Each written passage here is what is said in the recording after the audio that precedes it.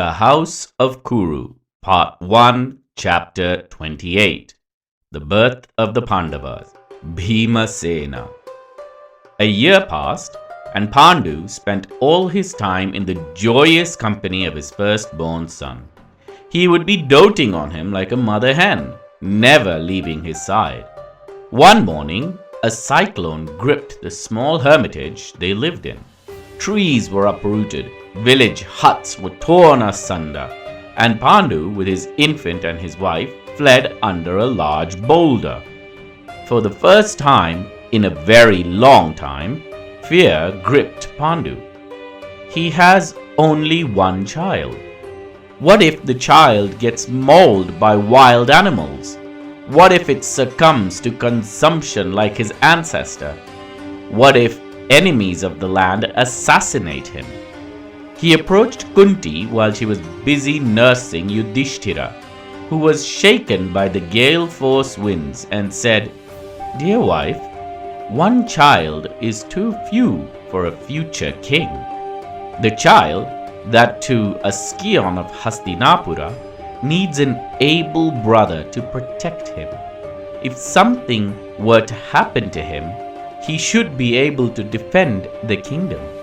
Upon reflection, it is my opinion that Vayu, the wind god, is the most powerful. Look how he uprooted all the trees in this village.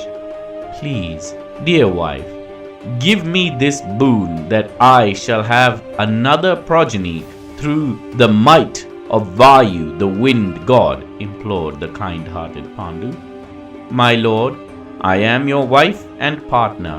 Your will is my command. You need not request it as a boon.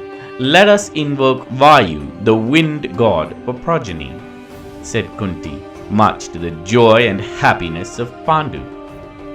Kunti requested astrologers about the best possible time to give birth to a powerful son, and on the auspicious sign of Leo, the lion, when the moon was at the Magha constellation, she began the ritual invoking Vayu, the wind god.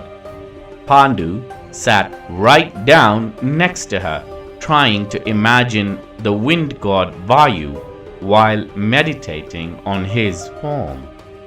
Kunti, endowed with exceptional brilliance and memory, recollected the entire mantra given to her by the sage Durvasa perfectly.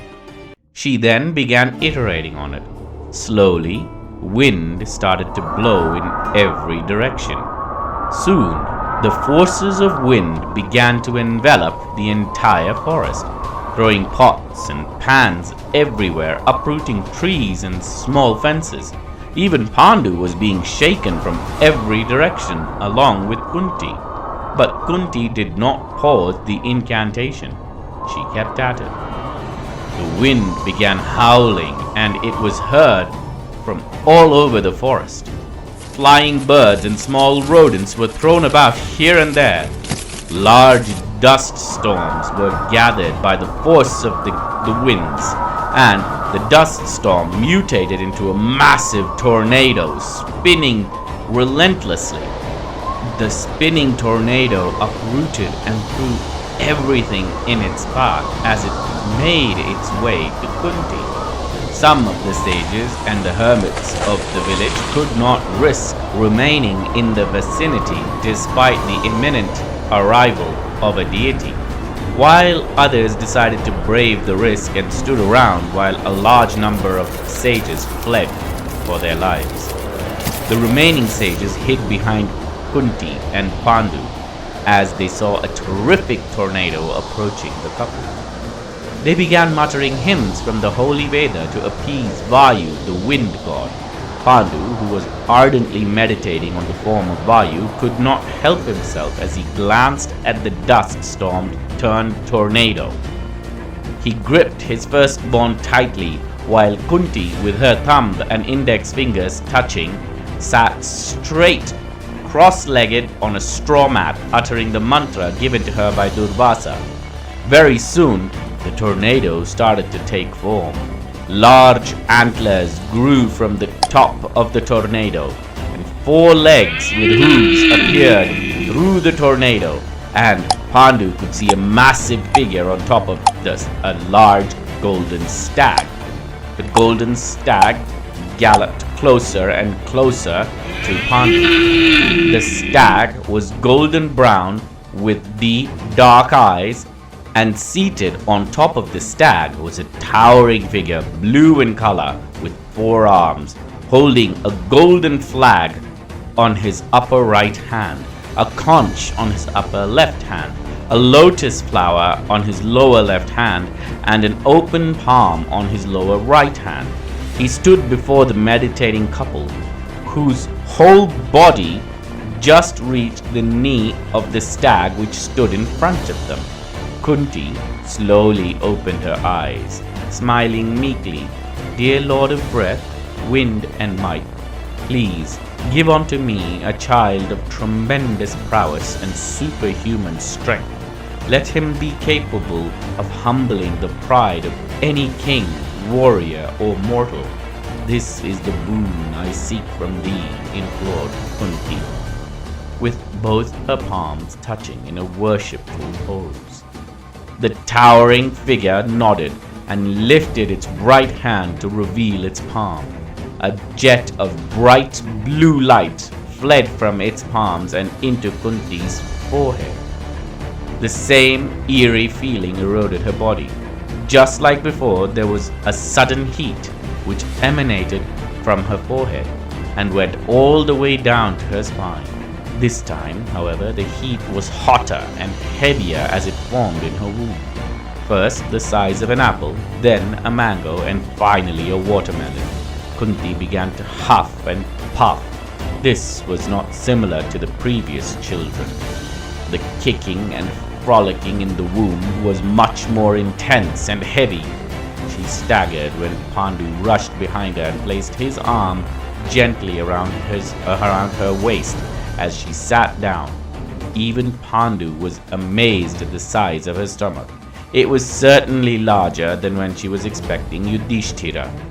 Finally, after what seemed like an eternity, the jet of blue light stopped emanating from the deity.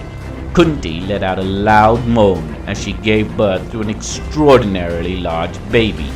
When Pandu went to lift it, it was heavier than Yudhishthira, even though he was a year older. Then a voice was heard from the deity. "This child shall be called Bhima, and he will have the strength of 100,000 elephants when he is in his prime. He will accomplish great deeds and will conquer all men. He will be the most powerful being in the land," blessed Vayu, as both Kunti, Pandu, and the sages behind them bowed with humility and respect. Just as before, the moment they raised their heads, the god of wind and breath had disappeared, leaving only traces of his visit, such as uprooted trees, torn roofs, and of course, the child Bhima in the arms of Pandu. Kunti rushed to see her newborn and took him from Pandu's arms.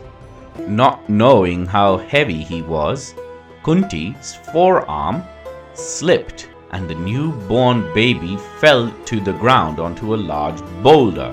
Much to everyone's terror and surprise, the boulder shattered into 100 pieces, but the baby Bhima didn't even have a scratch on him. Pandu, full of paternal pride, lifted him. "Look at his prowess. He is truly a lion cub, fit for the lion throne," he bellowed as he lifted and hugged the enormous baby. Yet another year passed, and Pandu was an indulgent father.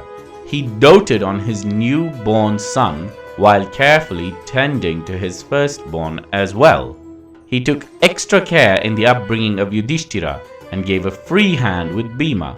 He loved both his children dearly and ensured he provided the best care imaginable to both his children. However, on noting the amount of pleasure and happiness both Yudhishthira and Bhima had given him, he desired another child.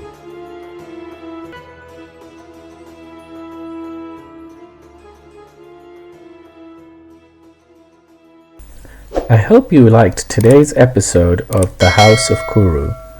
If you have not already, please subscribe to this channel and like this video so that you will be notified every time a new video is uploaded.